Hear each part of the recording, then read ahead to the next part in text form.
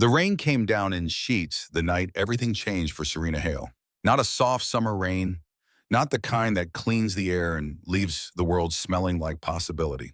This was a Chicago rain, mean and relentless, the kind that soaks through your coat in 30 seconds and reminds you exactly how small you are against the indifference of the world.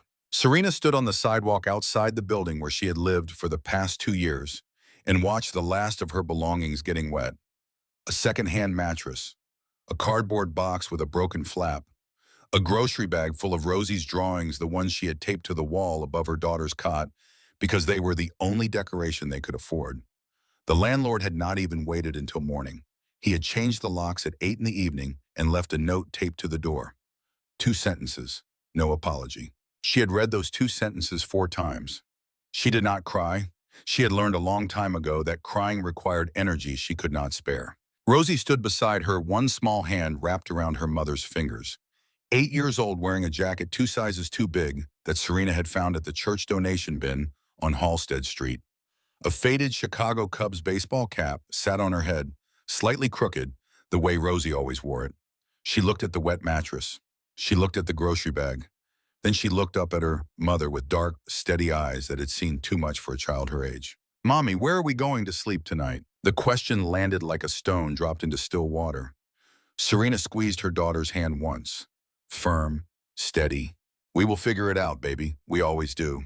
But standing there in the rain with $43 in her wallet and no one in the city she could call without shame, Serena Hale had absolutely no idea how.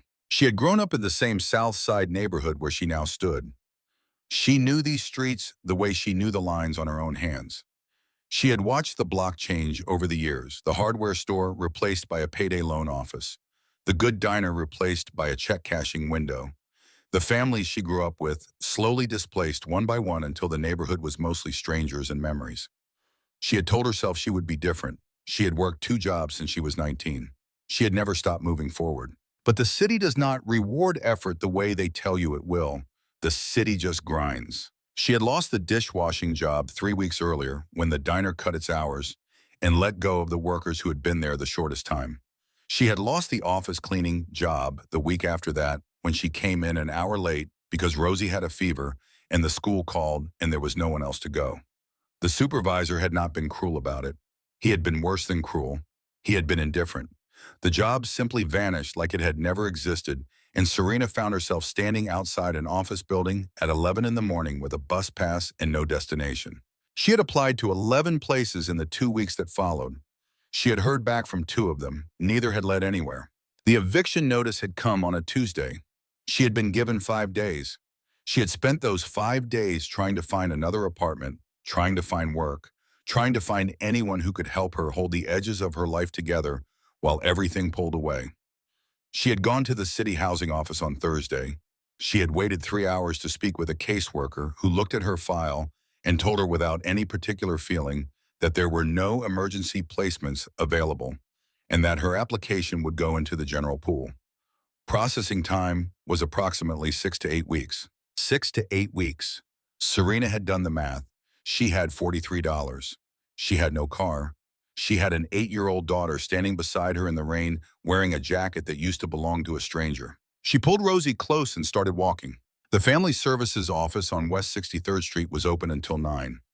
Serena had been there before years ago when things had gotten bad the first time after Rosie was born, and she had needed help with formula and diapers. She had hated asking then. She hated it more now. But she was out of options, and the rain was getting colder, and Rosie had not eaten since noon. The waiting room smelled like floor cleaner and quiet resignation. Plastic chairs bolted to the floor, a television in the corner playing a channel no one had chosen, a bulletin board covered in laminated flyers about resources that were almost never available. Serena signed in at the desk and found 2 seats near the window. She helped Rosie out of the wet jacket. She smoothed the Cubs cap back into place. She told her daughter to sit quietly, and Rosie did, because Rosie almost always did. That was the thing about Rosie. She understood in the wordless way that children understand things they are too young to name, that her mother was carrying something heavy, and that the kindest thing she could do was not add to the weight. They waited 40 minutes. The caseworker who called Serena's name was a tired-looking woman in her 50s with reading glasses pushed up on her head. She listened. She typed. She pulled up a file that Serena had apparently been in before from years back, and she read it the way a doctor reads a chart they already know the prognosis for. Then she said the thing. She said it carefully, the way people say careful things when they know they are about to cause damage. She said that given the circumstances, given the housing situation and the employment situation and the financial situation, it might be worth considering, on a temporary basis, placing Rosie in a short-term foster arrangement just until Serena could stabilize. She said it would not be permanent. She said it was just an option to consider. She said it was actually what was best for the child. Serena felt the room go very still around her. She looked at the caseworker. She looked at the computer screen with its files and its base numbers and its bureaucratic language that turned a human life into a category. She looked at Rosie sitting in the plastic chair outside CAP, tilted sideways, kicking her feet gently against the chair, legs humming something under her breath, completely unaware that someone was sitting 15 feet away, suggesting she be taken from her mother. No, Serena said. Her voice was quiet. It was not angry. It was something colder than angry. It was absolute. She stood up. She thanked the woman for her time because her mother had raised her to be polite, even when politeness cost her something. She went back to Rosie and helped her back into the wet jacket, and they walked out into the rain together. They would not be separated. That was not a decision Serena made in that moment. It was something she had always known the same way she knew her own heartbeat. Whatever happened next, whatever the city threw at them, they would face it standing together, or they would not face it at all. The underpass on South Wentworth had been used before by people in situations like theirs. Serena knew this because she had seen it. She had walked past it dozens of times over the years and understood without wanting to understand what it meant that people slept there. She had always thought she would never be one of those people.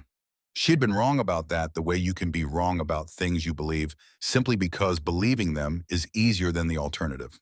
She made a small shelter from the cardboard she had salvaged from beside a dumpster 2 blocks away. She arranged the grocery bag so it would stay dry. She found a bus schedule and put it under Rosie to keep her off the cold concrete. She gave Rosie the last of the crackers she had in her coat pocket and told her they were having a camping night the way the adventurers on the television shows did. Rosie looked at the underpass ceiling. She looked at the cracked pavement. She looked at the distant orange smear of city lights reflected on the wet street beyond the shelter of the concrete overhead. Then she stood up. She stood up and she started to dance. No music, no audience. Just Rosie in her oversized jacket and her Cubs cap spinning in the gray light under a Chicago overpass in the rain, arms out, feet finding the rhythm of something that existed only inside her own head. She made faces. She hopped. She pretended to lose her balance and caught herself with exaggerated drama. She laughed at her own stumble, a real laugh, bright and unself-conscious, the kind of laugh that comes from a place no amount of hardship has yet reached. Serena sat on the damp cardboard and watched her daughter dance. She did not know until that moment how close to the edge she was. She did not know until she felt the tears coming that she had been holding them back since Tuesday. She pressed her fingers against her eyes. She breathed. She watched Rosie spin in the rain, and she told herself that as long as that laugh existed in the world, as long as that small, fierce spirit kept spinning, nothing was finished. Nothing was over. You could lose an apartment in a trillion, and $43 could be the sum total of your existence, and still a child could dance in the rain and mean it. She dried her eyes before Rosie turned around. She was still Serena Hale.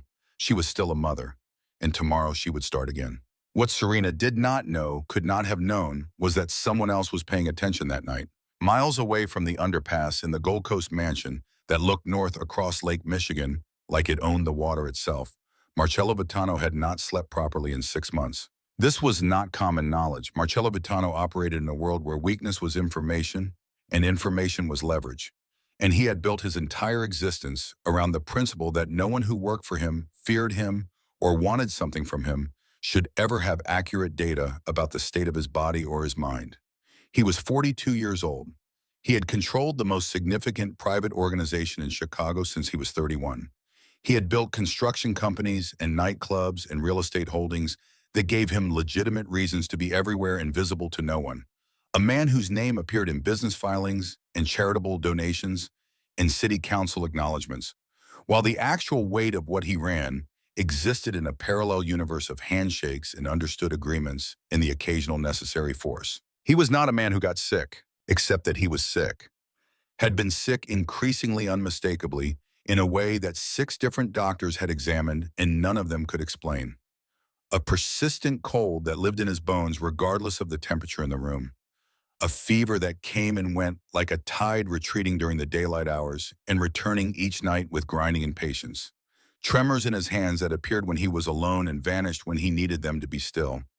A fatigue that settled on him like a second skin, heavy and unshakable, that no amount of rest managed to lift. He had spent, by his accountant's most recent calculation, an amount of money on private medical consultations that would have funded a small hospital.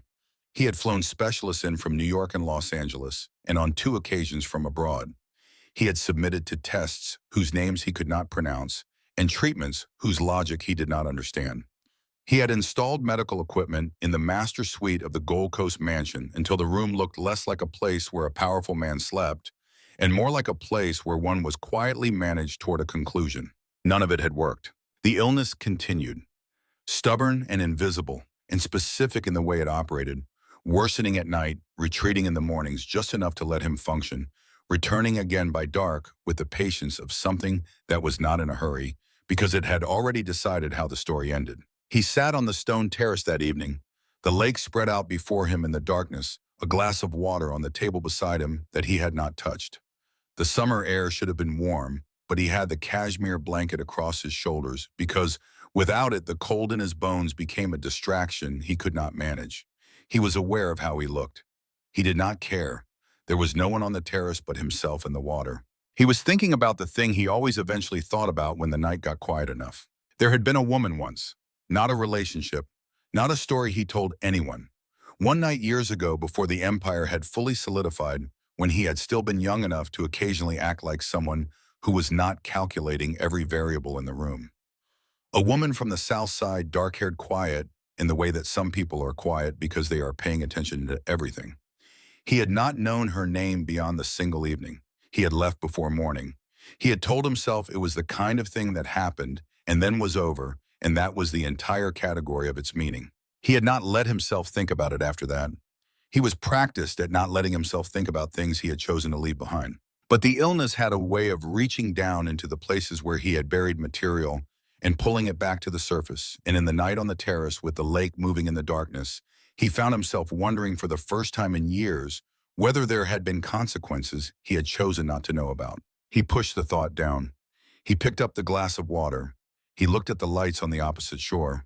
His head of security appeared at the terrace door. There was a report, a routine patrol near a south side underpass, a woman and a child sheltering there. The patrol had flagged it as part of the standard sweep following recent rival faction activity in that area. The report included basic identification. The name matched records they had on file from a contact the organization had maintained in that neighborhood years earlier. Marcello set the glass down. He read the name again. He sat very still for what his head of security later described as approximately 30 seconds, which was the longest pause he had ever observed in 12 years of working for the man. Then Marcello said, "Bring them in." Quietly. "Make sure the child is not frightened." He said nothing else. He went back inside and sat in the leather chair in his study and looked at the wall and felt something move through him that was not quite guilt and not quite hope, but was closer to both of those things than anything he had felt in a very long time. The safe house on the north side was a clean apartment fully stocked. Nothing that announced itself as anything other than a comfortable place to sleep. 2 of Marcello's people brought Serena and Rosie there just after midnight. They were polite. They explained nothing. They said only that a car had been made available, that the apartment was theirs for the night, that there was food in the kitchen, and that questions would be answered in the morning. Serena stood in the apartment doorway and looked at the 2 men and at the clean kitchen behind her and at Rosie, who had fallen half asleep against her shoulder. She had 2 choices. She could refuse and go back to the underpass, or she could step inside and see what the morning brought. She had $43. She had an 8-year-old daughter. She stepped inside. She did not sleep. She lay on the couch fully dressed with her shoes on. Rosie asleep in the bedroom, and she watched the door and thought through every possible version of what this was. She was not naive. She had grown up on the South Side. She knew what it meant when men in good suits offered things without explanation. She had spent her whole adult life making sure she and Rosie stayed far away from exactly this kind of situation. And now here she was inside it because she had run out of alternatives at the exact moment someone with unlimited alternatives had decided to take an interest. She watched the door until the sky outside the window went gray, then pale, then the particular flat white of a Chicago morning after rain. She was still watching when the knock came. The mansion was not what she had imagined, and she had imagined a great deal during the drive from the safe house. It was on the lake, which she had expected. It was large, which she had expected. What she had not expected was the weight of its silence. Not empty silence, inhabited silence. The kind that lives in spaces where all the noise has been deliberately removed and what remains is the sound of a building holding its breath. They were brought through a side entrance which told her something. Down a corridor that smelled like polished wood and something faintly floral. Out through a glass door and onto a stone terrace that faced the lake. The man was already there. She recognized him in the way that you sometimes recognize a stranger not from memory, but from the gravity of the space they occupy. He was sitting in a chair with a blanket across his shoulders, despite the warmth of the morning, and he looked like someone who had been a very powerful thing and was currently in the process of being diminished by something he could neither see nor stop. He was pale, not pale the way people are pale in winter, pale the way a fire is pale when it is running low on fuel. Rosie saw him first. Her daughter stepped out onto the terrace and without waiting for any kind of signal or permission, without checking with her mother or assessing the situation the way an adult would have, she simply walked toward him. She walked toward him the way children walk toward things that interest them directly and without performance. She stopped about 4 feet away. She studied him for a moment with the seriousness of someone taking inventory. Then she reached into the pocket of her jacket and pulled out her phone, the one with the cracked screen that they had kept working through 3 different cases of duct tape, and she found a song, and she pressed play, and she started to dance. It was not a performance. That was the thing that struck Serena standing at the edge of the terrace, with her hands tensed and her whole body ready to step in. It was not something Rosie was doing for an audience. It was something Rosie was doing because she had looked at this man and seen something she recognized, the specific quality of sadness that had lived in their apartment for the last 2 years, and she had responded to it the only way she knew how. She spun. She hopped. She made a face that involved crossing her eyes and puffing her cheeks simultaneously, and then nearly losing her balance and catching herself at the last second, which made her laugh. The Cubs cap slid sideways. She let it stay. Marcello Vitano did not move for a long time. Then slowly the quality of the stillness around him changed. The tension in his shoulders did something. Not disappeared, shifted. Like a door that has been locked a long time being opened just a fraction of an inch, not enough to see through but enough to let air in. Serena saw the moment it happened. She saw it because she had been watching him the entire time, cataloging him, mapping the space between who he appeared to be and who he actually was. She saw the moment his face did something it had probably not done in a very long time. And then she saw something else. She saw the tears. He turned his face slightly away toward the lake. A small movement, controlled, almost imperceptible.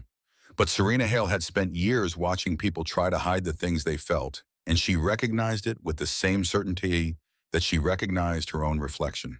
This man in his mansion on the lake with his blanket and his illness and his empire was crying because an 8-year-old girl with a cracked phone and a hand-me-down jacket had decided to dance for him. Serena stood very still. She did not know what this meant. She did not know what any of this meant. But she found in that moment that her hands had unclenched. The first 3 days were a careful negotiation conducted almost entirely in silence. Serena was offered a room. She accepted it for Rosie's sake, and slept with the door locked and her shoes on the chair beside the bed for 2 nights before she allowed herself to sleep in the actual clothes people sleep in. She was offered food. She ate it sparingly at first, watching for anything that felt like an obligation being constructed. She was given access to the kitchen and told that she and Rosie were welcome anywhere on the grounds. She tested this by going to places she had not been told she was welcome and waiting to see if anyone stopped her. No one did. She was not told why she was there. She asked once on the second morning quietly to the man who appeared to be in charge of the household's daily operations. He looked at her and said that Mr. Vitano would explain when he was ready. She recognized this as a real answer, not a deflection, and filed it. On the 3rd day, Rosie found Marcello on the terrace again. This was not arranged. It was simply where he was every afternoon with the blanket in the water in the lake. And Rosie, who had inherited from her mother the instinct to pay attention, had noticed this pattern. She showed up, she danced, she told him about a bird she had seen in the garden that morning that she had decided was named Gerald. She asked him if he had ever eaten deep dish pizza from a place on 57th Street, because according to her scientific research, it was the best pizza in the city of Chicago and possibly the known world. He listened. He did not say much, but the quality of his silence was different from the silence of the first day. Less like a locked door, more like a window that had been opened. Serena watched from a distance, always close enough to intervene, far enough to let her daughter do what her daughter did. She watched Marcello with Rosie the way she watched everything, carefully looking for the thing underneath the thing. What she saw was a man who was being very careful about how much he let himself feel, but who was losing that battle incrementally every afternoon on the terrace. She did not decide to trust him. She decided to keep watching. On the fourth day, he asked to see her alone. The room he used as a study was the kind of room that told you a great deal about the person who used it. Books that had been read, not arranged. A desk that was a working surface, not a statement. One photograph on the wall that Serena did not examine closely, but registered as old. He was standing when she came in, which she took as a deliberate choice. He did not sit down until she did. He placed a folder on the desk between them. He did not open it. He looked at her for a moment in the way that people look at other people when they are deciding how much of the truth to say. He said, "I had tests run on both of you when you arrived. Routine security procedure for anyone who enters this house. I need to show you what those tests found." Serena looked at the folder. Something in her chest went very quiet. She opened it herself. She read it twice. The language was clinical but not difficult to parse. She had spent enough time in medical waiting rooms over the years to understand how this type of document worked. The genetic markers, the comparison, the conclusion at the bottom stated without any of the ceremony or care that a moment like this perhaps deserved, in the flat and final language of laboratory certainty. Rosie was his daughter. Serena set the folder down on the desk. She did not look at Marcello. She looked at the photograph on the wall. She looked at the window. She looked at the middle distance, where there was nothing in particular to see, but where her eyes needed to go, because looking at him directly would require her to process the entirety of what this meant all at once, and she was not capable of that. 9 years. 9 years of 2 jobs and not enough money, and a caseworker suggesting she give her child to the system. 9 years of Rosie asking questions she did not know how to answer. 9 years of a man-shaped absence in their lives that Serena had filled with work and silence, and the stubborn maintenance of dignity in the face of circumstances that were designed to strip it away. 9 years, and he had been here in this city, in this mansion on the lake, entirely unaware, because he had left before morning and chosen not to wonder. She stood up. She was across the room and at the door before she had consciously decided to move. And then from the hallway outside, she heard her daughter's voice, clear and unhurried, the way Rosie always spoke when she was just thinking out loud. "Mommy, is the sad man gonna be okay?" Serena stopped. She stood with her hand on the doorframe and her back to the room and her daughter's voice in her ears, and 9 years of everything pressing against the inside of her chest. She stood there for a long time. Then she turned around and walked back to the chair and sat down. She did not know what this was going to become. She did not know if she could forgive the years lost, or even if forgiveness was the right category for what she felt. She did not know if this man was capable of being what this situation required of him, or if the conversation she was about to have was the beginning of something real, or just a more elaborate version of a door closing in her face. But her daughter had asked if the sad man was going to be okay. And Serena Hale had not raised a child who asked questions like that for her to walk out without at least deciding to find out. She looked at Marcello Vitano across the desk. He had not moved. He was watching her with the expression of a man who knows he has no right to ask for anything and is asking anyway. "Tell me what you need," he said. "Everything. Whatever it costs. Whatever it takes. Tell me." She studied him. She mapped the room the way she always did, looking for the calculation behind the offer. The angle, the mechanism by which this would eventually cost her something she could not afford. She had been in enough situations where help came with a price to know the texture of that kind of offer. What she found instead was fear. Not the performative fear of a man managing his image.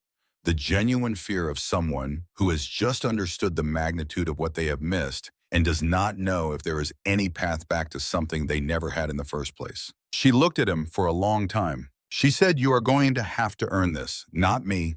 Her. You are going to have to become someone she deserves to know. And if at any point I decide you are not doing that, we leave and you do not follow. Is that understood? He said yes, without hesitation. Outside on the terrace through the study window, Serena could see Rosie. She was sitting on the stone railing, Cubs cap slightly crooked, feet dangling over the edge, looking out at Lake Michigan, with the clear contentment of a child who has found a place she likes and decided it is hers. Serena watched her daughter for a moment. Then she opened her mouth and began for the first time in 9 years to explain. The conversation that followed lasted nearly 2 hours. Serena did not plan to talk that long. She had intended to say the essential things, the facts, the timeline, the years, and then stop. But something about the room, the weight of the late morning light coming through the window and falling across the desk between them, or perhaps the simple fact of being asked by someone who was actually listening, loosened something she had kept tightly bound for a very long time. She told him about the night Rosie was born. November, a hospital on the south side, a nurse who had been kind, and a room that had smelled like antiseptic and something else, hope maybe, or the particular specific terror of becoming responsible for another human being without a manual or a partner or much money or any real confidence that you knew what you were doing. She told him about the first apartment, one room above a laundromat, the smell of detergent that never quite left the air the way the pipes knocked in winter. She told him about learning to sleep lightly, one ear always open for Rosie, and how that lightness had never left her, even now. Even here in this mansion, with its thick walls and its security systems, she still woke at every small sound her daughter made. She told him about the jobs, the sequence of them, the way one led to the next, and the next one always paid slightly less than the last, and the math of it never quite worked, no matter how carefully she ran the numbers. She told him about the calculations she made every month between food and rent and Rosie's school shoes, and the particular indignity of choosing which one to shortchange this time. She told him about the social services visits, the caseworkers with their clipboards and their file numbers, the feeling of being assessed, of having the adequacy of your motherhood measured against criteria that had been designed by people who had never had to choose between food and shoes. She did not tell it with anger. She had processed enough of it over enough years that what remained was not anger, but something flatter and more durable, the simple factual account of what it costs to hold a life together with inadequate materials in an indifferent city. Marcello listened to all of it. He did not interrupt. He did not offer condolence or commentary. He listened with the focused attention he had presumably given to strategic briefings and negotiations and whatever other conversations had occupied the rooms of his professional life, and the fact that he brought that same quality of listening to a woman describing the cost of children's shoes told her something about him that no amount of reputation or security footage or observed behavior had told her yet. When she finished, the room was quiet for a moment. He said, "I cannot give back what was not given. I know that, but I can make sure that from here the math works." She said, "The math is not the point." He said, "I know that too." She looked at him. She said, "The point is her, what she needs. Not money, not things, a person. Someone who shows up and keeps showing up even when it is inconvenient and difficult, and you have other things to attend to. Someone who is actually present, not just present in the logistical sense of being in the same building." He said, "I understand." She said, "Do you? Because I have watched you this week, and I have seen you try very hard to manage your interactions with her the way you manage everything else. And she sees that too. She is 8, not 3. She knows the difference between someone who is with her and someone who is performing with her." He was quiet for a moment. He said, "You are right. I am doing that. I do not know how to stop." She said, "You already stopped once. On the terrace, the third day when she was telling you about the bird. You stopped trying to manage it and you just listened." She noticed. That is why she came back the next day. He looked at the desk. He said, "I spent a long time becoming someone that nothing could reach. It turns out the problem with that is that nothing can reach you." Serena said, "Yes, that is exactly the problem with that." Outside the window from somewhere in the garden, they could hear Rosie. She was talking to herself the way she sometimes did when she was engaged in something that required full concentration, a running narration of whatever operation she was conducting. Serena could not make out the words, but she recognized the cadence. She said, "She is already attached to you. I want you to understand what that means. She does not attach easily. She learned early to be careful about who she lets matter. The fact that she danced for you the first morning is more significant than I suspect you realize. It is not something she does for people she is uncertain about." He looked out the window. He said, "What does she need from me?" Serena considered this. She said, "Show up. Consistently, not just when it is convenient or interesting or emotionally rewarding. Show up when she is boring and when she is difficult and when she wants to tell you for the fourth time about the same bird. Show up and pay attention and let her matter to you where she can see it." He said, "I can do that." She said, "I know you think you can. I will be watching to see if you actually do." She stood up.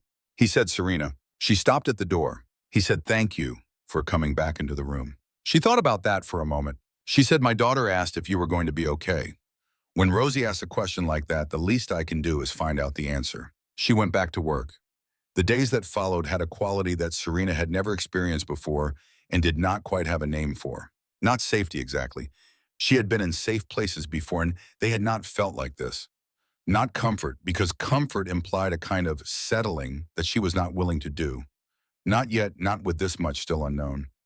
It was something closer to suspension. The feeling of being between one thing and another, the old life receding behind her and the new one not yet solid enough to stand on, and in the gap between those two states, a strange and fragile stillness. She started work on the sixth day. It was her own request. She had gone to the man who ran the household operations, a quiet and efficient person named Carol, who had been with Marcello for years and who regarded Serena with the careful neutrality of someone waiting to understand what category she belonged to, and she had told him she wanted to work. Not as a guest, not as a person being housed out of obligation. She wanted a function, a role, a reason to be in the room she moved through. Carol had looked at her for a moment. Then he had said he could use someone reliable in the family wing. She had started the next morning. The work was not difficult.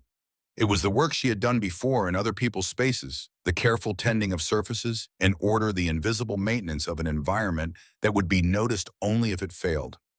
She was good at it. She had always been good at it. And more than that, it gave her what she needed most in those early weeks inside the mansion, the right to be present without explanation. A housekeeper could be anywhere. A housekeeper could hear anything. A housekeeper was in the architecture of a powerful man's household, effectively invisible. Serena had spent years being invisible in rooms that belonged to other people. She understood exactly what that invisibility was worth. She cataloged everything. The staff moved in established patterns. She learned those patterns within the first 2 days. She learned which rooms were used at what hours and by whom. She learned which members of the security detail spoke to each other and which ones did not. She learned the rhythms of the house the way she had learned the rhythms of every building she had worked in, as information as map, as the architecture of a place that would tell you things if you were willing to simply listen without announcing your attention. She watched Marcello most carefully of all, not because she trusted him. She was not there yet, and she knew it. But because Rosie was spending every afternoon on the terrace with him, and Rosie was the reason for everything, and Serena Hale did not let people near her daughter without understanding them first. What she observed was a man conducting a careful and somewhat awkward education in a subject he had never studied. He did not know how to talk to a child. This was immediately apparent, and she suspected he knew it too. He approached Rosie with the slightly formal uncertainty of someone operating in unfamiliar territory, a man who had spent 2 decades making decisions in rooms where everyone was afraid of him, suddenly sitting across from an 8-year-old who was afraid of absolutely nothing and had opinions about pizza and birds and the correct way to wear a baseball cap. Rosie was not a forgiving audience. She had no patience for performance or condescension. But she had a vast and instinctive generosity toward people who were genuinely trying, and she had recognized something genuine in Marcello from the beginning, or she would not have danced for him that first morning. Serena watched him learn to just sit with her, to stop trying to manage the interaction and simply be present in it.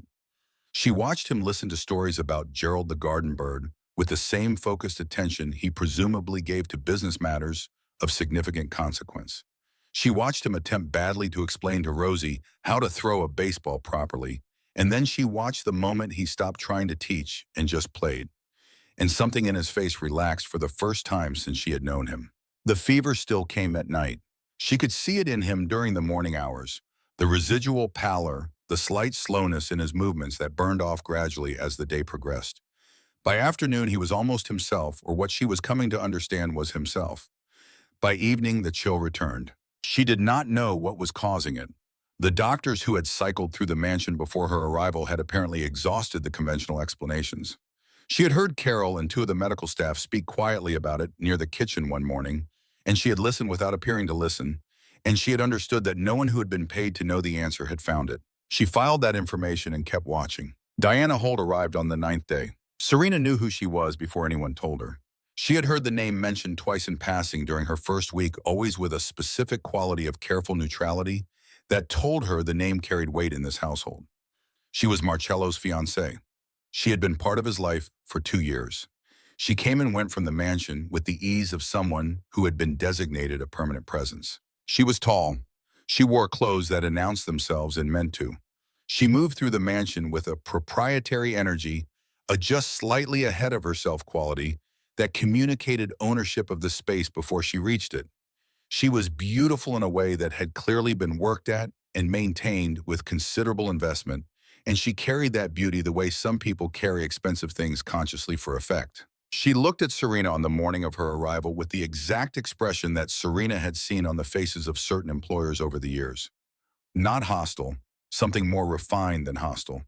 The look that situates another person precisely in the hierarchy of a space and communicates that situating in a single glance, without the inefficiency of words. She said good morning to Serena the way people say good morning to furniture that happens to be in a room. Serena said good morning back and continued what she was doing. She watched Diana from that point with the same quiet attention she gave everything in the house, and what she saw made the measured still place inside her go more still. Diana was attentive to Marcello in a way that was calibrated. That was the word that kept returning to Serena's mind when she watched them together. Calibrated. The right amount of concern expressed at the right moments. The right quality of warmth at the right temperature. It was not the naturalness of someone who loved a person and moved freely in that love.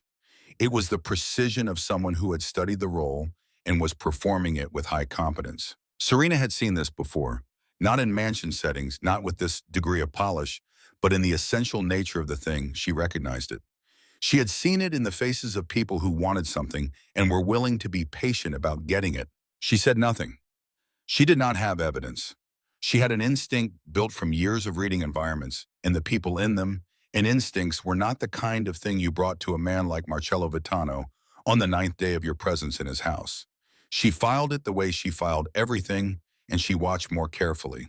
Ren arrived that same week. Rosie had asked about her quietly one morning while Serena was making her daughter's bed, whether Ren could come visit. Serena had taken the question to Marcello, not because she needed his permission, but because she wanted to observe how he responded to it. He said, of course, arrange whatever Rosie needs, and he said it without any calculation that she could detect, which told her something. Ren came on a Wednesday afternoon escorted from the south side by one of Marcello's drivers, looking out the car window with the expression of someone arriving on a different planet. She was Rosie's age, small and sharp-faced, and preternaturally alert, the child of a neighborhood that had taught her early that alertness was its own kind of protection. She had the eyes of someone who had seen adults prove unreliable enough times to build unreliability into their baseline assumptions. She walked into the garden where Rosie was waiting, and the two of them embraced with the completeness of children who have been separated from their person and are now restored to them. Then Ren looked around at the garden, at the mansion at the lake beyond, and then at Marcello, who was in his usual chair on the terrace. She looked at him the way a small bird looks at something large that has not yet moved but might. Later that afternoon, Serena was close enough to hear without intending to when Ren pulled Rosie aside near the fountain at the far end of the garden. She could not hear all of it. She heard enough. She heard Ren say that men in big houses always wanted something back. She heard her say that she had seen what happened on their block when people made the mistake of trusting people like this. She heard the fear underneath the warning, the specific fear of a child who has learned that kindness from unexpected sources is usually a transaction, and that when the transaction concludes, you are generally worse off than before. Rosie's response was quieter. Serena caught only fragments. Something about the way Marcello had cried when she danced. Something about how he looked at her not like she was a problem to be managed, but like she was something he had lost and was afraid he could not keep. Serena looked at her daughter standing by the fountain in the gold afternoon light, defending a man she had known for less than 2 weeks, with the quiet certainty of someone who has taken a full accounting and arrived at a conclusion. She thought my daughter has better instincts than most people twice her age. She thought I hope she is right. She thought I am still watching. It was in the second week that Serena began to notice the patterns around Diana. Not the large patterns, the small ones. The ones that existed at the edge of ordinary behavior where they could be attributed to coincidence or personality if you were not paying the kind of attention that Serena paid. The way Diana moved through the mansion differently when she believed she was unobserved. Not differently from how she moved when staff were present. That was a distinction most people made and told you nothing. Differently from how she moved when she thought everyone in the household was occupied elsewhere. A certain directedness, a certain efficiency that had no reason to exist in the casual comings and goings of a person who lived comfortably in a space. The phone calls. Serena did not hear content. She was not close enough, and Diana was careful about distance. What she heard were the edges of calls that ended quickly when footsteps appeared, the voice dropping register mid-sentence, the specific silence that followed an abrupt conclusion, the too casual behavior that immediately replaced it. She overheard one call from the corridor outside a sitting room where Diana had been alone for 15 minutes. She caught 3 words before Diana registered footsteps and the call ended. The 3 words were not individually alarming. Together in that register, with that speed of conclusion, they planted something in Serena that did not go away. She had no proof. She had the sense, refined over years of working in other people's spaces and learning to understand what was present without announcement, that something in this house was moving in a direction that had not been declared. She kept working. She kept watching. She kept this to herself. Rosie had nightmares sometimes. This was not new. It had started years ago, back in the apartment that came before the apartment they had lost, when a period of particular financial stress had communicated itself to Rosie. The way stress always communicates itself to children, not through the words adults use to discuss it, but through the air in the rooms where those adults try to sleep. The nightmares had decreased when things had stabilized. They had returned during the worst weeks before the eviction. They were better now in the mansion where the bed was soft and the room was warm and there was food in the kitchen, but they had not gone entirely. On a Thursday night in the 3rd week, Serena woke to the soft sound of her daughter's door opening across the hallway. She lay still and listened. Rosie's footsteps, familiar and small, moved down the corridor. Not toward Serena's room, away from it in the direction of the main wing. Serena was up and following within seconds. Not running, moving quickly and quietly the way she had learned to move in the hours of the night when drawing attention meant danger. Rosie had gone to Marcello's room. The door was open. Rosie had pushed it as children push doors without knocking, with the trust of someone who has not yet learned that some doors require permission. Serena arrived at the threshold in time to see her daughter's small figure cross the room toward the bed. She was about to call her back. Then Rosie stopped. She stopped in the center of the room and went very still, in the way she went still when something had caught her full attention. She turned her head slightly. She lifted her face. Serena stood in the doorway and watched her daughter register something in the air of the room. The room was cold, not cool, not the comfortable temperature of a room with air conditioning on a warm night. Cold in a way that did not come from any vent or setting that Serena could identify. A specific wrong cold that settled on the skin like something intentional. Serena felt it herself now. She had been in too much of a hurry following Rosie to notice it immediately, but she felt it now. The air in the room had a weight that did not belong. Rosie moved to the side of the bed. She reached out tentatively toward the pillow. Her hand made contact with something beneath it. She pulled it back immediately. She looked at her hand. She leaned forward and she breathed in carefully near the pillow, very deliberately, the way an animal smells something it is not sure of. Then she turned around and looked at her mother in the doorway. Her face said everything. Serena was across the room in 3 steps. She did not touch the pillow directly. She lifted the edge with 2 fingers carefully and she looked at what was underneath. A small packet, flat sealed, the kind of thing that would go entirely unnoticed under the weight of a pillow. Colorless, almost odorless to an adult nose that was not primed for it. She brought it close and breathed carefully near it, and she caught it, then faint and chemical and specific. She looked at Rosie. "How do you know this smell?" "The old building," Rosie said. "The one on Kinsey, the men who came in the basement with the masks on. Pest control chemicals. Industrial strength. Not the kind used in a home. The kind deployed in enclosed spaces to address infestations." Serena's mind moved quickly through what she knew and what she was inferring, and the distance between those 2 things, which was not very far at all. She took Rosie's hand. She walked out of the room and down the corridor to the security station at the end of the East Wing. The man on duty that night looked up from his screen as they approached. He registered Serena's face. He registered whatever was in her expression. He stood up. She said, "I need you to call whoever is in charge of Mr. Vitano's medical situation right now. Not tomorrow. Now." She set the packet still held by its edges on the desk. The next 2 hours were controlled movement of the kind that exists in well-run households when something critical has gone wrong and the people who manage crisis for a living are being given finally something real to work with. Medical staff were summoned. The room was secured. Marcello was moved to a different part of the house and examined. Tests were run with the efficiency of a system that had been on permanent alert for months. Serena sat with Rosie in a corridor chair and held her daughter and waited. The results were not slow in coming. The packet contained a specifically engineered bacterial compound designed for slow release, activated by human body heat and the pressure of a sleeping body against it.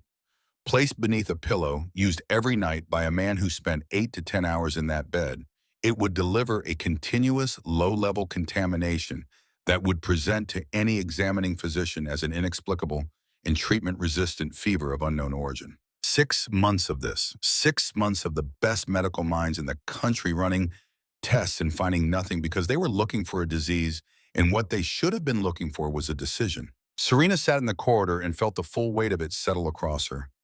The room she had cleaned, the surfaces she had tended, the illness she had watched eat at him night after night while she cataloged and watched and filed her observations like someone waiting for evidence she had not known she was already collecting. Rosie had been the one to find it, 8 years old with a memory for chemical smells from a building on Kinsey Street that they had both been glad to leave. A detail so small and specific and accidental that no security system, no team of specialists, no amount of money could have engineered it. Just a child waking from a nightmare and following her instincts down a hallway. The investigation moved fast from that point. Marcello's security team had been built for exactly this kind of work. The reconstruction of events from available evidence in the camera system in the mansion was comprehensive. What the footage showed took less than 4 hours to establish. Diana Holt had entered the master suite 4 days earlier. She had spent approximately 90 seconds there. She had left. She had given no reason for the visit and had not mentioned it to anyone. There were 3 previous instances of her entering that room when no visit had been noted or expected. The earliest was 6 months ago, nearly to the day. Serena was not present when they confronted Diana. She was with Rosie in the garden because whatever happened in that room was Marcello's to conduct, and she had not been asked to be there, and she did not insert herself into things that were not hers to manage. She sat with her daughter and Ren on the garden bench and watched the light on the lake and waited. What she observed 2 hours later was Diana Holt being escorted from the house with 2 people from the security team, one on each side, her face composed and her chin level in the manner of someone who has decided that dignity is the last thing they can control. She did not look at Serena as she passed. She looked straight ahead. Serena watched her go. She thought about the morning Diana had called her by the wrong name in front of 3 members of staff and then corrected herself with a smile that was meant to look like carelessness and was not. She thought about the voice in the corridor dropping register mid-sentence. She thought about 6 months of a man shivering through Chicago nights, while the person who had placed the thing under his pillow sat across from him at dinner and calibrated exactly the right degree of concern. Carol came to find her in the garden late that afternoon. He told her briefly and without editorializing what had been established. Diana had been in contact with a faction operating out of the North Side people who had been working against Marcello's interests for some time. She had been providing them with information and access.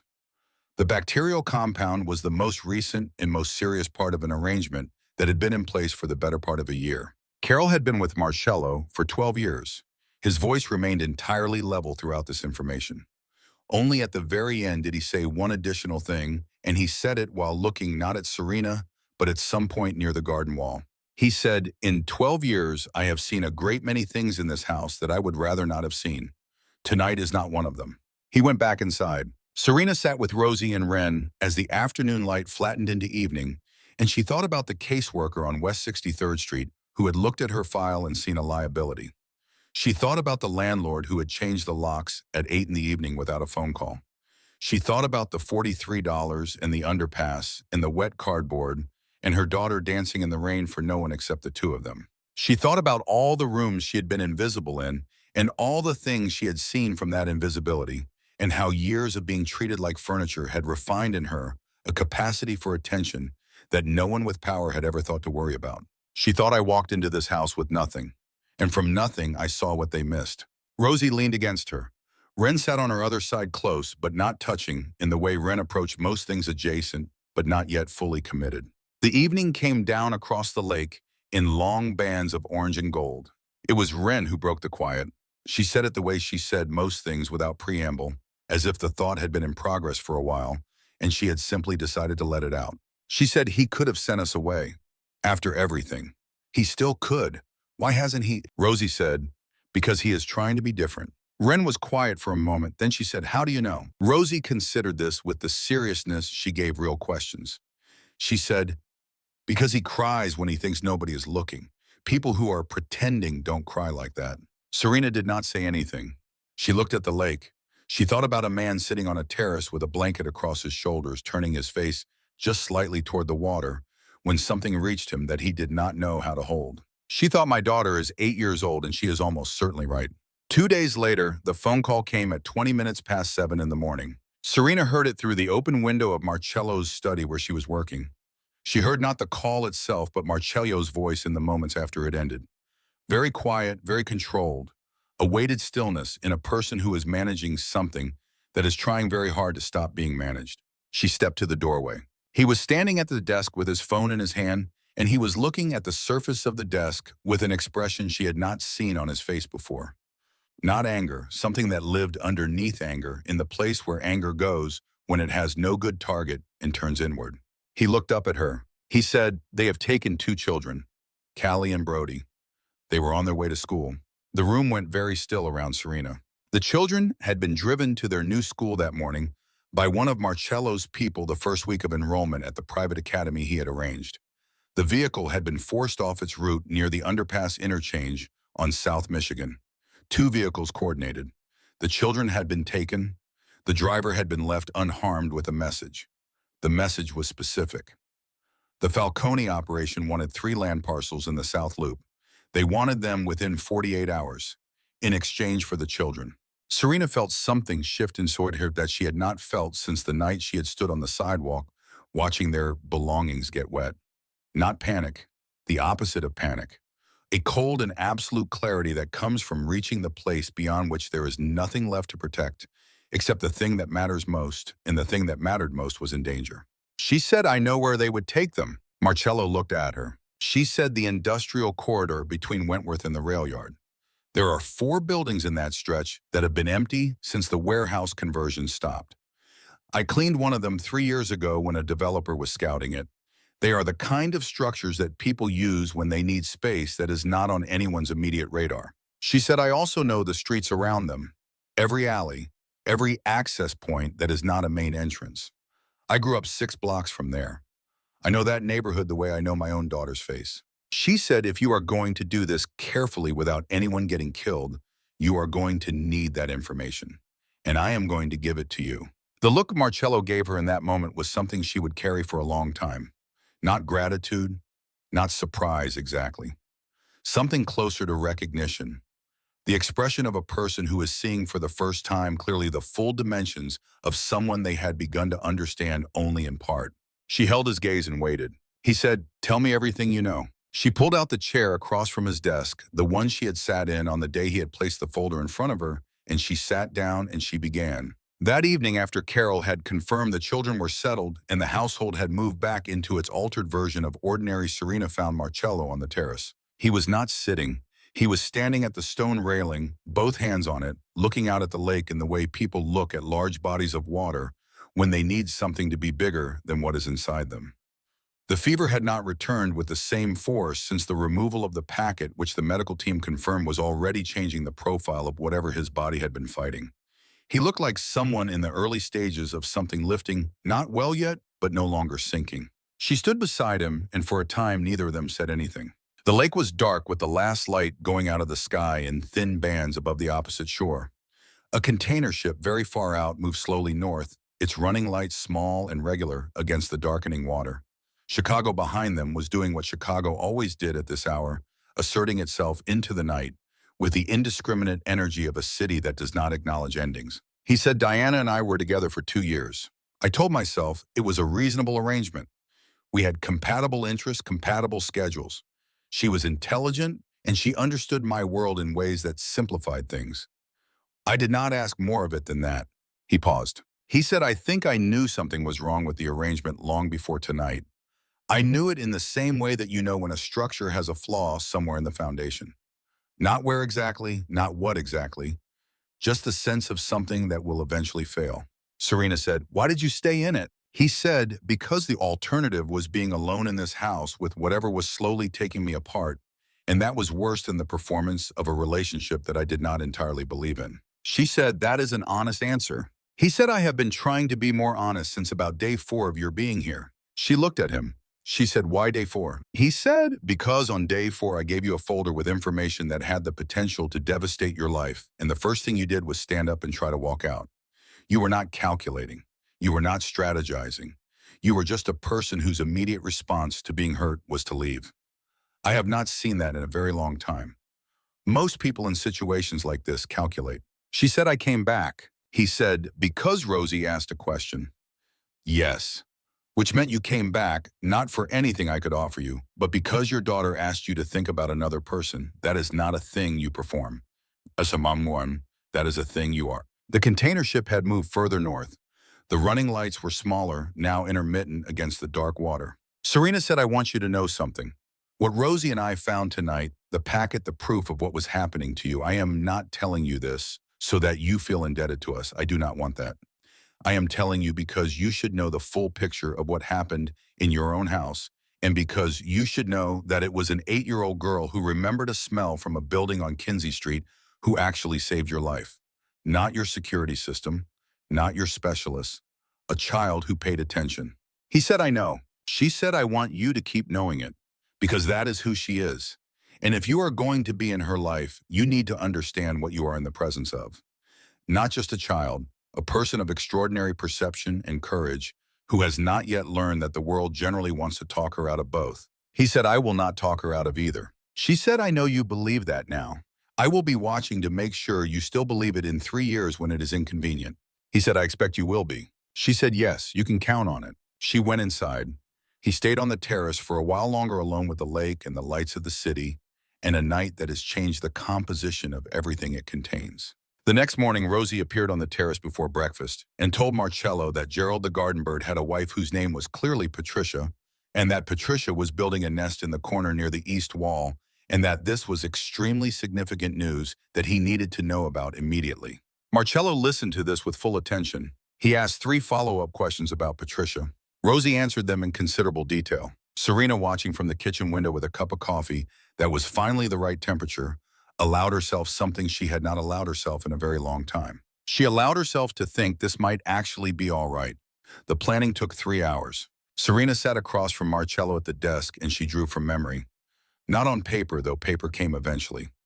First in words carefully chosen the way you describe a place you have carried in your body for years without knowing you would ever need to describe it. The buildings, the access points, the alley that ran behind the second warehouse and connected to the rail service road that most people did not know existed because it was not on any city map she had ever seen, only in the knowledge of people who had moved through that neighborhood on foot in all seasons without the protection of a car. She told him about the loading dock on the east face of the third building that had a broken lock she had noted on the scout job 3 years earlier. She told him about the sight lines, which corners gave you a view of the main entrance, which approach from the south left you in shadow until you were already inside the perimeter. She told him all of it, and she watched Marcello's security chief, a broad-shouldered man named Garrett, who had arrived within the first hour of the call and had said very little since take the information and turn it into a plan with the efficiency of someone who has been converting raw intelligence into operational decisions for a long time. Marcello listened to everything. He asked precise questions. He did not dismiss anything she offered. He treated her knowledge with the same weight he would have treated it from any other source, which was, she understood its own form of respect. At the end of the 3 hours, Garrett looked at Marcello and said, This is workable. Better than workable with the East approach she has described. Marcello stood. He looked at Serena. She said, I want to be there. He was already shaking his head when she continued. She said, not inside, not in the operation. I know what I am and what I am not. But I know those streets, and if something goes wrong in a way your people cannot anticipate, I want to be close enough to be useful. I have been kept at the edges of things my entire life because people with resources decided they knew better than I did what I was capable of. I am telling you clearly what I am capable of and asking you to hear me. The room was quiet. Garrett looked at Marcello. Marcello looked at Serena. He said, you stay with Garrett's second unit. You stay in the vehicle unless I personally tell you otherwise. She said understood. She meant it. She was not interested in the performance of courage that involved doing things you were not equipped to do. She was interested in being where she could be useful, which was a different thing entirely. She went to Rosie before they left. Her daughter was at the garden with Ren.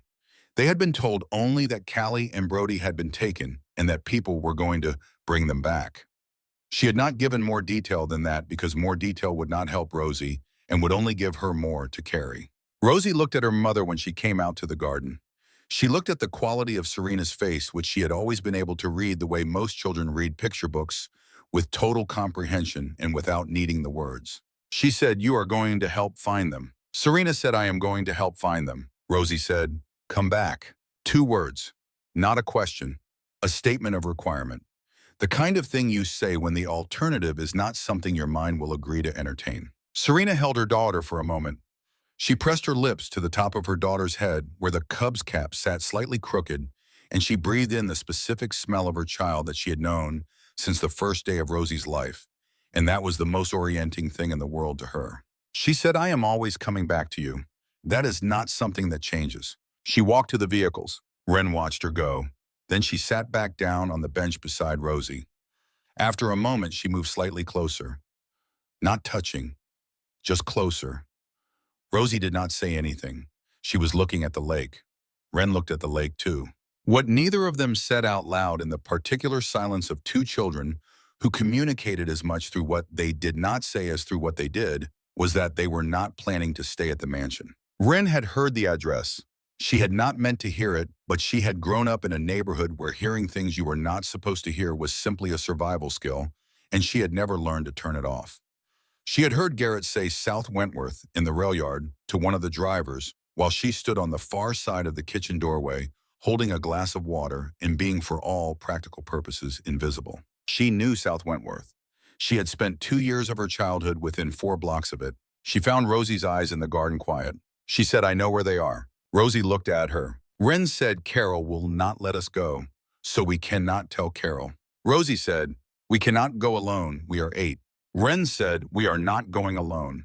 There is a driver in the side garage who is not part of the main convoy. I heard him tell someone he was on standby. He does not know he is our standby. They did not run. Running attracted attention. They walked with the practiced casualness of 2 children who have learned that purposeful movement without urgency is effectively invisible to adults who are managing larger problems. The driver was reading something on his phone when they climbed into the back of the car. Ren gave him the address in the tone of someone relaying a message from Carol. He pulled out of the gate without question. Rosie held Ren's hand the entire drive and did not say anything. Neither did Ren.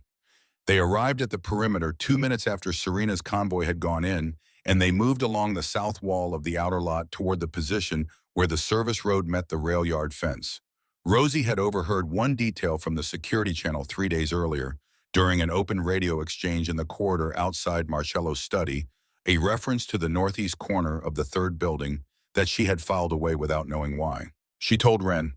Ren told the driver to reach Garrett's channel. The detail reached Garrett's earpiece at the moment the primary team needed a secondary point of pressure most. The driver looked back at the 2 8-year-olds in his rear seat with an expression that would have been difficult to categorize. Ren said, do not tell Carol we did this. He did not make any promises. The operation moved quickly after that. Serena sat in the second vehicle and watched the clock and waited and thought about her daughter in the garden and about $43 and about 9 years of figuring it out with nothing but the tools she had built herself. And she did not know yet that her daughter was 200 yards away in a car with a driver who was reassessing everything he thought he understood about 8-year-olds. She heard the resolution through the communications unit. Not words at first, but the texture of a situation, concluding the specific audio quality of a crisis that has reached its end without the worst of what it threatened. Then Garrett's voice clear and controlled. He said the children were out. Callie and Brody were out. Serena put both hands flat on her thighs and breathed slowly and let the information become real in her body before she let herself move. Then the second piece of information came. Garrett's voice changed in register, contained in the way voices are contained when the information inside them is not yet ready for the open air. He said that Mr. Vitano had taken a round. He said it was not critical. He said they were bringing him out. Serena was out of the vehicle before the officer beside her could say anything. She crossed the distance at a pace that was not quite running, and she came around the south corner of the alley in time to see the primary team emerging from the loading dock entrance. Callie and Brody, first moving quickly, held by two of Garrett's people, their faces showing the expression of children who have been frightened very badly and are now on the other side of it and are not yet sure the other side is solid ground. Then Marcello. He was moving under his own power, she registered as important. But there was someone supporting his left side and his right hand was pressed against his ribs, and the color was gone from his face in a way that had nothing to do with the fever and everything to do with something more immediate. She reached him. She did not ask questions. She looked at the wound and she looked at his face, and she made the assessment quickly and without sentiment. She said, "Look at me." He looked at her. She said, "You are going to be fine. We are going to the vehicle now." He said something that she heard, but that she was not going to let count as a complete sentence given the circumstances. She got her shoulder under his right side opposite the injury, and she moved with him toward the car, and he let her, which told her something about the state he was in, because he was not, in her experience, a person who let people help him. Callie and Brody were in the second vehicle ahead of them. She could see them through the window holding each other with the intensity of children who have been separated from their person and are still in the process of establishing that the separation is over. She watched them for a moment as the convoy moved north. Then she looked at Marcello beside her and she said nothing. And he said nothing, and they rode through the South Side streets in the particular silence of people who have been through something together and have not yet begun to name what it was. The hospital was private, the kind that exists in the upper register of Chicago medicine, where the corridors are quiet and the rooms are large, and the staff are paid enough to be extremely discreet. Marcello was taken into surgery within 20 minutes of arrival. Garrett gave Serena a brief and complete accounting of what had happened. The round had been fired during a confrontation in the northeast corner of the warehouse, when one of the Falcone operatives had made a decision the team had not anticipated. Marcello had pulled one of his own men out of the direct line and taken the round himself. Garrett said this last part without editorializing in the same level voice he used for everything. But he said it, which meant he wanted her to know it. She sat in the waiting room with Callie and Brody on either side of her, one small, warm body pressed against each arm, and she waited. Carol had brought Rosie and Ren to the hospital within the hour. Carol's expression when he arrived communicated several things simultaneously, chief among them being that he was aware of what the two children had done and was uncertain whether the appropriate response was relief or profound exasperation. He settled on neither and simply sat down.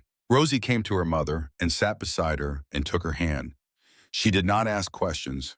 She was too old for the kind of questions that make the waiting easier. The surgery took 2 hours and 40 minutes. The surgeon came out and spoke to Garrett, who then came to Serena. Bullet removed, no organ damage. He would need time, but the prognosis was good. He was asking for her. She asked Carol to stay with the children. Then she went in. The room had the functional quality of all such rooms designed to admit the seriousness of what happened inside it without dramatizing it. Marcello was in the bed with the monitors doing their steady work, his face the color of the sheets, which was not a good color, but he was awake and his eyes were clear. He looked at her when she came in. She pulled the chair to the side of the bed and sat down. She looked at him the way she had looked at him from the terrace garden and from the corridor, and from the dozen positions of careful observation she had maintained over the previous weeks, but differently now, without the studied neutrality of assessment. She looked at him the way you look at someone when the measuring is finished, and what remains is simply the reality of the person in front of you. She said, "The children are safe." He said, "I know, Garrett told me." She said, "You were shot protecting someone else." He said it seemed like the appropriate thing to do. She looked at him for a moment. He said, with the careful diction of a man on pain medication who is trying to be precise, "I spent a long time building something that I told myself was about strength, about never being weak again, about making sure nothing could reach me. And what I built instead was a room where everything that actually mattered could not get in. He paused. He looked at the ceiling. He said, there was a decision I made 12 years ago, a warehouse operation. I needed to clear a block for a development deal, and I made the call without walking the ground first. There was a family living in the building adjacent. I did not know they were there. By the time I found out the damage was done, the father lost everything he had built. The children were displaced. I told myself it was an accident. I told myself there was nothing to be done after the fact. He stopped. He said I have been telling myself that for 12 years, and my body apparently did not believe me. Serena listened to all of this. She sat in the chair beside his bed, and she listened to a man describe the weight he had been carrying and the way he had buried it so deep that it had become a physical thing. Something the best doctors in the country could see in his blood, but could not name because they did not know what to call guilt that has been stored long enough to ferment into something else entirely. She said, what happened to the family? He said, I found them eventually. I made arrangements. Money. It did not fix what I broke. Nothing fixes what is actually broken, but they were stable. She said, you know that stability is not the same as making it right. He said, yes, I have known that for 12 years. She sat with that for a moment. She said, Rosie cried when she thought you might not wake up. She does not cry easily. She is 8, and she has already learned to hold most of it, in which is something I am not proud of the fact that she learned that from watching me. But she cried. Marcello closed his eyes briefly. He said she should not have to have learned that. Serena said no. She should not have. But she did. And she is still here, and she still thinks you are worth the time, which means you have work to do. He opened his eyes. She said, not for me, for her. Become the person she already thinks you are, and then catch up to what she saw in you before you knew it was there. From the doorway came a sound, small feet on the corridor floor. The unmistakable rhythm of Rosie's walk, the slightly uneven cadence of a child who thinks while she moves and whose body reflects that thinking. Rosie stood in the doorway. She was still wearing the Cubs cap. She had evidently declined to be kept in the waiting room because Rosie was 8 years old and she understood certain things with a clarity that made conventional adult authority feel somewhat beside the point. Carol appeared behind her in the doorway with the expression of someone who had tried very hard to prevent this development and had not succeeded. Serena started to speak. Rosie walked directly to the bed. She climbed up with the focused determination of a child who has decided something and is executing the decision, and she settled herself on the edge of the mattress beside Marcello's uninjured side. She looked at him. She looked at the monitors. She looked at the bandaging visible beneath the hospital gown. Then she reached out and very gently with both of her small hands took his hand. She held it the way she held things she was serious about. The room was very quiet. Outside the window, the Chicago evening was arriving across the skyline, the lights beginning to assert themselves against the fading blue of the sky, the lake somewhere beyond the buildings holding the last of the day's brightness on its surface. Rosie looked at Marcello for a long time. Then she said, the bad stuff does not have to win. We are your new story now, Daddy. The word landed in the room like light into a space that has been closed for a very long time. Not dramatic. That was the thing about the way Rosie said things. She said them the way she said everything, with the matter-of-fact certainty of someone reporting an observable truth. No performance in it, no calculation. Just the word and the meaning of the word, and the two small hands holding his hand, and the Cubs cap slightly crooked, and the utter unshakable conviction of a child who has looked at a situation and decided what it is. Marcello's face did the thing it did when he was losing the fight against what he felt. Serena watched it happen. She watched the years of careful removal of every readable thing from his face fail completely in the space of about 3 seconds. She watched his hand close around Rosie's. She watched him turn his face toward the window and then stop turning because there was nothing left to hide from and let it be visible. Serena stayed where she was. She did not speak. She did not move to comfort him or manage the moment or do any of the things she might once have done to fill a silence like this one.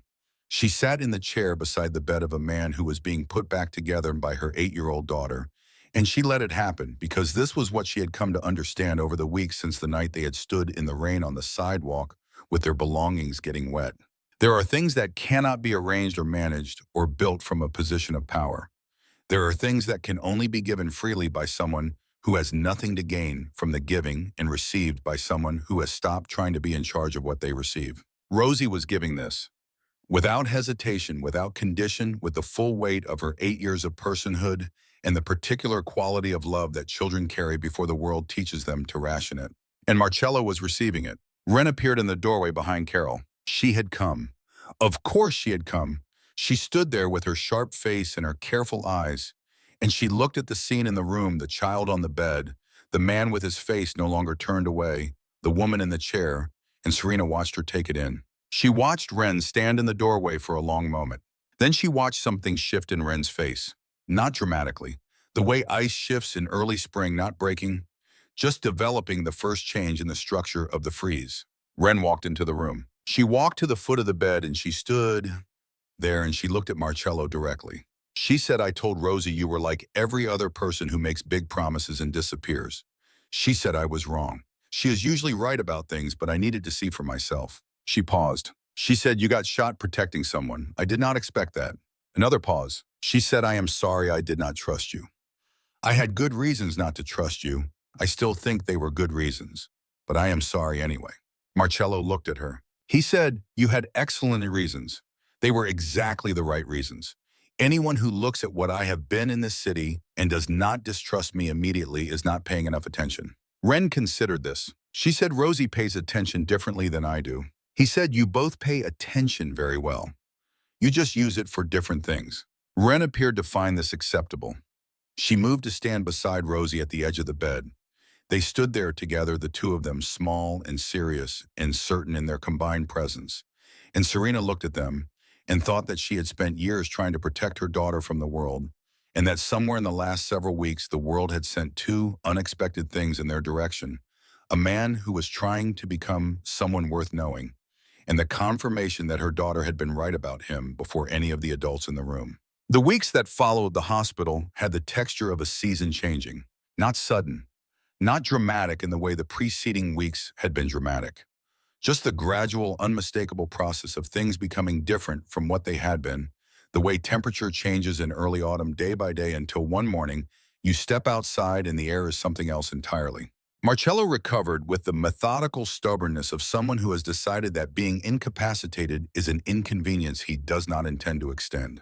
He was back at the mansion within 10 days, moving carefully, declining the wheelchair, with a firmness that his doctor clearly found professionally frustrating and personally unsurprising. On the third day back, he called a meeting. Serena was not in the meeting. She did not need to be.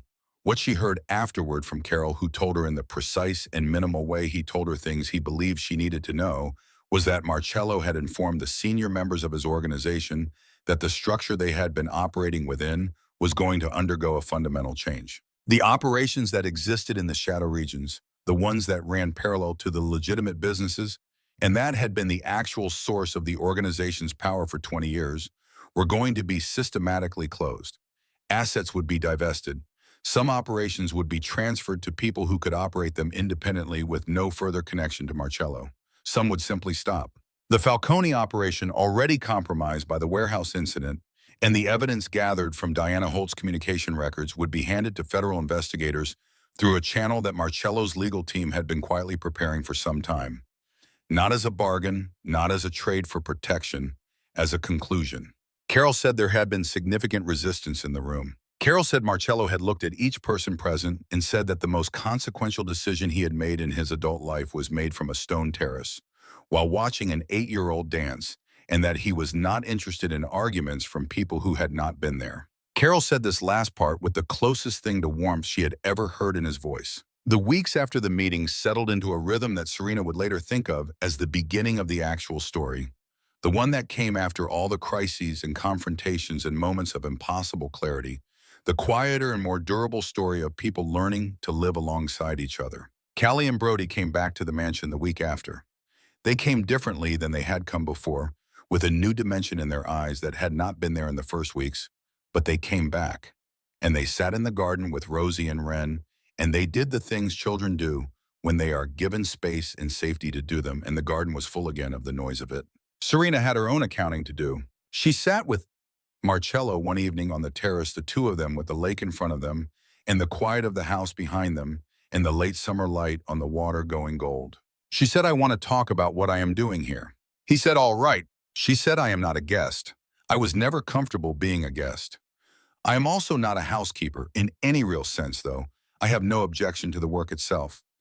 I need to understand what I am and what my role is, and I need that to be something I have chosen, not something that has happened to me. He said, "What would you choose?" She had thought about this carefully. She said, "You are moving the organization toward legitimate operations. Real estate construction, some of the hospitality holdings. You are going to need people who are good at managing the human side of those operations. The part that involves looking at what is actually happening in a building or a program and understanding it accurately without being told what to look for. I am very good at that. I have been doing it my whole life in situations where the stakes were considerably more immediate than a real estate portfolio." He listened to all of this. She said, "I am not asking for a job out of charity. I am telling you what I am capable of and asking to be useful in a way that is mine." He said, "You have been running your own operations since the night you walked into this house and started understanding everything in it while everyone, including me, underestimated what you were doing." She said, "Yes." He said, "The answer is yes." She looked at him. She said, "I have one more condition." He waited. She said, "Rosie's life is Rosie's life. Whatever happens with the organization and whatever relationship develops between you and her choices remain hers. She is not an asset and she is not a symbol. She is a child and she gets to grow up as a person. That is not negotiable." He said, "I know that." He said it simply without formality, and she believed him. 1 month later, on a Saturday in early September, when the summer was finally beginning to release its grip on the city, and the air had that first clear edge of the coming season, they had the barbecue in the back garden. It was not a formal occasion. It was simply a Saturday. Carol operated the grill with the same meticulous efficiency he brought to everything, which produced results that were considerably better than anything the label of casual occasion usually promised. There was deep dish pizza from a place on the south side because Rosie had conducted what she described as extensive scientific research and had concluded that this was the best pizza in the observable universe, and her position on this was not open to revision. There was music from a speaker someone had placed on the garden wall, old rock songs from several decades of American radio, the kind of songs that existed in everyone's memory from some angle or another, summer songs, and driving songs, and songs that were just the sound of being alive in this country at a particular time. Callie and Brody were there. Ren was there. They played a game in the far corner of the garden that had rules invented and modified in real time and that required considerable running. Rosie was barefoot. She had kicked off her shoes within 10 minutes of arriving in the garden, and she had not retrieved them, and nobody had suggested she should.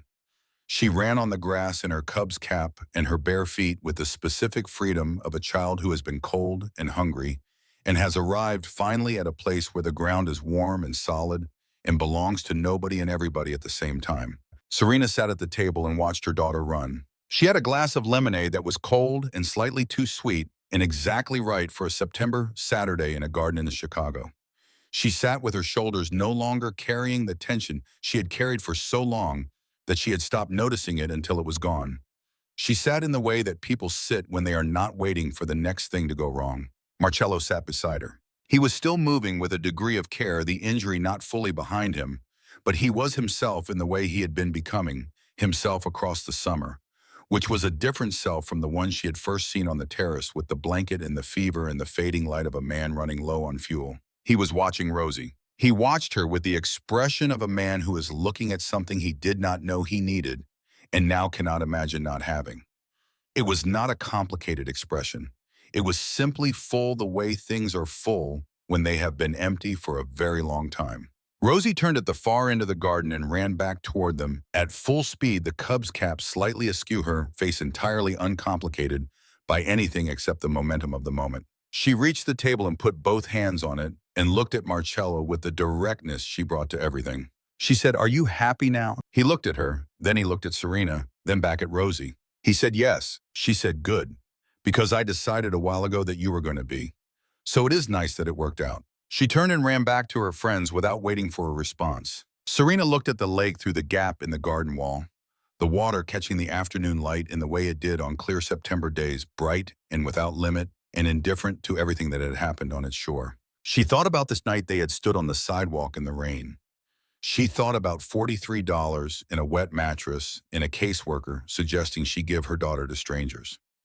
She thought about the underpass and the cardboard and Rosie dancing in the gray light for no audience except herself and her mother, and whatever private conviction she carried in her chest that said the world was still worth dancing in. She thought about all the years of being invisible in rooms that belonged to other people, of mapping environments and keeping what she saw to herself, of being treated like furniture, and deciding that if she was going to be furniture, she was going to be furniture that understood exactly what was happening around it at all times. She thought about a small, flat packet under a pillow and a child who remembered the smell of a building on Kinsey Street and the way a locked door sounds different from a closed one if you have been listening long enough. She thought about all of it, and she sat in the garden on a September Saturday with lemonade and old rock music and her barefoot daughter running in the grass, and she understood clearly and without any need for further ceremony that this was not luck. This was not rescue. This was the accumulated result of never stopping, never accepting that the category she had been placed in was the category she had to stay in, never letting the city's assessment of her worth become her own. The world had tried very hard to tell her what she was worth. She had declined to accept its assessment. Rosie came back one more time, slightly out of breath, and she leaned against her mother for a moment, the solid warm weight of her, the Cubs cap brushing Serena's cheek. Then she straightened up and looked at the garden and at the people in it with the expression of someone taking an inventory and finding it complete. She put her cap on straight for approximately 4 seconds before it drifted sideways again. Then she ran back to her friends. Serena watched her go. She felt the full weight of the moment, not heavily, not in the way the past had been heavy, but with the gravity of something real and earned and ongoing, a life being built from the inside out by a woman who had walked into it with nothing and had turned out to have, between her and her daughter, everything that mattered. The evening light moved across the lake in long, warm bands. The music played. The garden held all of them. The day was not yet over. There was still time. If this story stayed with you, if it reminded you that the ones who see the most clearly are sometimes the ones the world has tried hardest to make invisible, then take a moment before you go. Drop a comment and tell us where you are watching from. Tell us which moment hit you the hardest. We read every single one, and they matter more than you know. Subscribe so you do not miss what comes next, because stories like this one are not finished. They are just beginning. There was a conversation in the weeks of recovery that Serena had not planned and that she would think about for a long time after. It was a Tuesday. Marcella was in the study working through the legal documentation that the dismantling of the old operation required, which turned out to be extensive and complicated in the way that any large structure is complicated to take apart carefully. Serena had brought in coffee and was heading back out when he said her name. She stopped. He said, "Can I ask you something?" She said, "You can ask." He said, "When you were in the vehicle during the operation, when you were waiting and you did not know what was happening inside the building, what were you thinking about?" She considered this. She said, "I was thinking about the first week after Rosie was born. The first night I brought her home from the hospital to that apartment above the laundromat. I sat up all night watching her breathe because I was afraid that if I stopped watching, something would happen, as if my attention was the thing holding her in the world." He said, "Did you sleep eventually?" She said, "Around 5 in the morning, I fell asleep sitting up in the chair. When I woke up, she was still there, breathing without my help, completely unaware that I had spent 6 hours believing my vigilance was the only thing protecting her." He said, "What did you learn from that?" She said that you cannot watch someone safe. You can only love them well enough that when something comes, you have built in them the strength to face it and hope. He was quiet for a moment. He said, "You built that in Rosie." She said, "Rosie built most of it herself. I just tried to make sure nothing destroyed it before it had a chance to become what it was going to become." He said, "She is going to be extraordinary." Serena said, "She already is. The question is whether the rest of the world catches up to what she already knows about herself." He said, "I want to help make sure it does." She looked at him across the desk with its stacks of legal documents and its evidence of a man doing the slow, difficult work of becoming something different from what he had been. She said, "Then do the work. Not the dramatic kind, the daily kind, the showing up kind, the listening to the Patricia update kind. That is the work that actually matters." He said, "I know." She said, "I believe you." She picked up her coffee and she went back to what she had been doing, and the study door stayed open behind her, which was something that would not have happened 3 months earlier, and which meant something that neither of them needed to say out loud. The enrollment paperwork for Callie, Brody, and Ren at the new academy was finalized the week after the hospital. Carol had managed the logistics with his usual thoroughness, and on the first Monday of October, 4 children from the South Side walked into a school that had more resources in its library than most of the buildings they had grown up in combined. Rosie wore her Cubs cap. The school had a dress code. The dress code did not mention baseball caps. Serena had checked. She stood at the gate and watched her daughter walk through it. Rosie turned once at the entrance and found her mother's face in the small group of parents and gave a single nod, the nod of someone who has assessed the situation and found it manageable, the nod of a person going forward. Serena nodded back. She watched the door close. She stood at the gate for another moment in the October morning in the city that had tried very hard to be finished with her, and she felt the full weight and texture of where she stood and who she was and the distance between this moment and the moment 3 months ago on the wet sidewalk with $43. She had not been rescued. She needed to be precise about that in her own mind in the accounting she made of her own life. She had been seen, which was different. She had been given a foothold, which was different. What she had done with the foothold was her own. The intelligence she had brought into that house, the observation, the patience, the willingness to understand a space completely before drawing any conclusions about it that had been hers. It had always been hers. It had just never before been in an environment where it could be used at its full capacity. She turned away from the school gate and started walking. She had a meeting at 9 with the head of Marcello's legitimate real estate division, a competent and somewhat startled man named Pritchard, who had been told by Carol that he should listen carefully to what Ms. Hale had to say and act accordingly. She had prepared 3 specific observations about the residential development currently under review, observations that she had derived from her own knowledge of South Side neighborhoods and the people who lived in them and what they actually needed from housing, as opposed to what developers typically imagined they needed. She walked to the meeting. She was not invisible. She was not furniture. She was Serena Hale, and she was going to work.